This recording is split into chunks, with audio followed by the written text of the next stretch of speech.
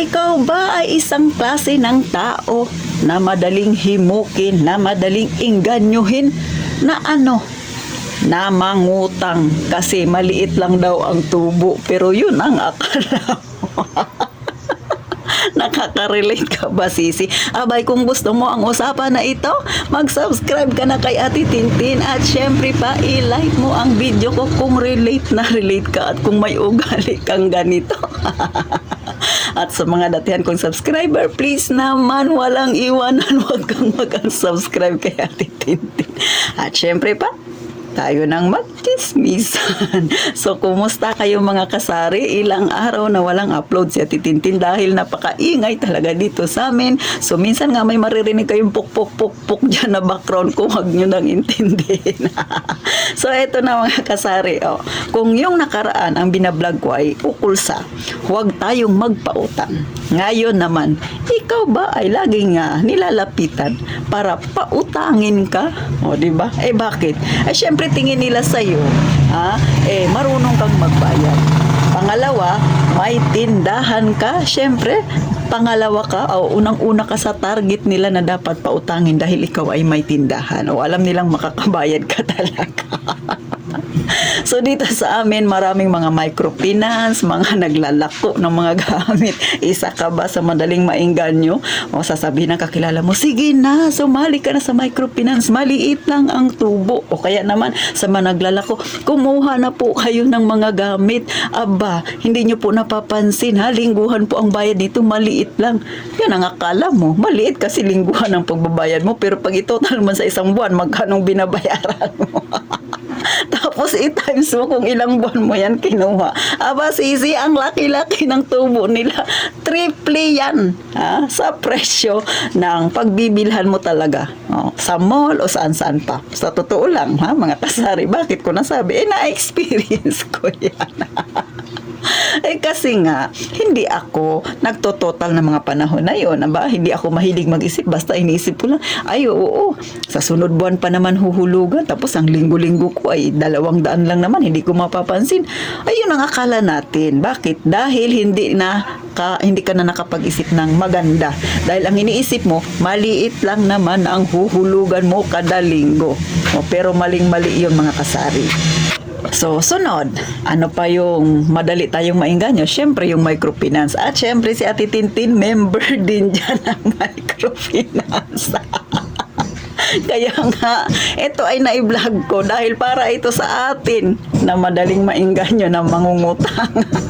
Pero syempre mga kasari, hindi ko sinasabi na mali yung mangutang. Sa totoo lang, kasi ako, kagaya ko hindi ko naman sinasabi na tama yung ginagawa ko or pinapaliwanag ko lang sa inyo. Ako nangungutang, pero isa lang yung aking utang. Yan lang yun, nag-iisa lang siya. Kasi ayoko rin ng doble-doble dahil mahirap din magbayad.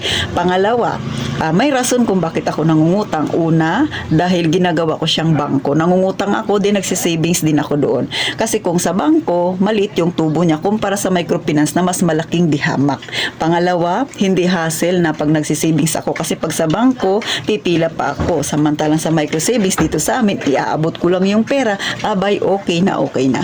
At syempre, pang-apat na kadahilanan ni Ate Tintin, pero syempre, hindi ko sinasabing gayahin ninyo ako. Ay, mga kasari, bala ko kasi, syempre, pag pupunta ka ng bangko, pila-pila ka doon. Hindi katulad ng microsavings. Yung pera, kapag inabot ko na doon, ilalagay sa aking passbook. So, pag nakita ko na medyo malaki na, yung naipon ko sa microsavings, wini-withdraw ko yung malaking halaga. Nag-iiwan lang ako ng sapat doon sa microsavings. Tapos, yung malaking halaga na yun, dinideposit ko siya sa bangko para isang pilahan ko lang. So, ganun yung technique ni Ate Tintin.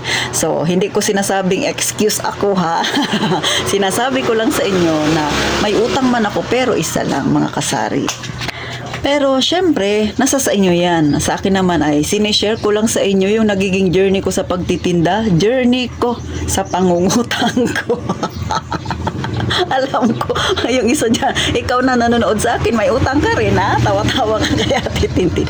O ulit, hindi masama ang mangutang. Basta siguraduhin lang na mababayaran mo on time. Pangalawa, siguraduhin na yung inutang mo na pera ay syempre gamitin mo sa iyong negosyo rin. Gaya ng sa akin, yung aking inuutang ay ginagamit ko rin pandagdag na puhunan, mga kasari. At syempre pa, maliban pa doon, hindi lang naman na pandagdag ng puhunan, kundi nag-iipon din tayo doon sa aking inuutangan dahil yun nga ay microfinance, mga kasari. So, iiwan ko yan sa inyo, yung mga yan. Ikaw ba ay kagaya rin kay Titintin? Mahilig ka rin na madaling lapitan na para pautangin? Abay, wala namang masama. Pero siguraduhin, pag nangutang ka, kayang-kaya mong bayaran at syempre, hindi naman dapat na ikalubog ng iyong tindahan pag nangutang ka. Dapat minimal lang, mga kasari, para syempre, wala kang masyadong isipin. At higit sa lahat, ang pera na yung inutang, mga kasari, dapat ay hawakan ng maigi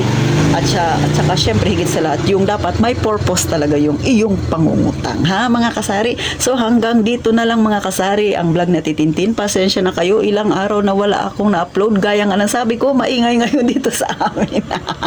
At sa mga kagaya ni Titintin dyan ng nangungutang, ha, abay, walang masama. Basta siguraduhin, ha, mga kasari, na mangungutang ka, yung hindi mo naman ikalulubog. So hanggang dito na lang, mga kasari, ha, sana kahit papano nakakuha kayo ng idea, ha, pero hindi ko naman sinasabing tularan ninyo ako, pinapakita ko lang sa inyo yung journey ni Ate Tintin.